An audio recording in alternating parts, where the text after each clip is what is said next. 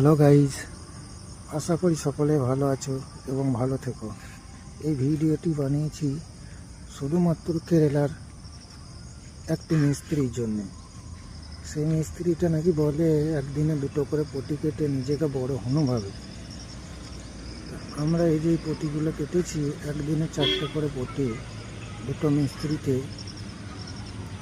কেরালার কিছু কিছু মিস্ত্রি আছে যারা নিজেকে বড় বড় হনু ভাবে, একদিনে দুটো পটি কাটে নিজেদেরকে খুব বড় ভাবে।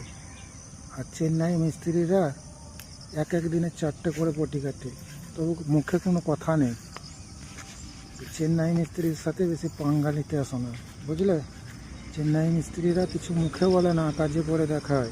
আর কেরালার মিস্ত্রিরা একদিন কাজ করবে, আবার ভিডিও করে দেখাবে যে দেখো কাজ দেখো আমাদের, একদিনে দুটো করে পটি কেটে আবার কাজ দেখো। আর চেন্নাই মিস্ত্রিরা এক এক দিনে 4টে করে পটি কাটে। আর এই যে কাজগুলো করেছি আমরা, তোমরাই দেখে বলবে কাজগুলো কেমন হচ্ছে, কেমন হয়েছে। পরবর্তীতে আরও কাজের ভিডিও পাবে। কেরালার মিস্ত্রিরা দুটো করে পটি কেটে এমন করছে যে তারা দ্বিতীয় তাজমহল বানাতে পারবে।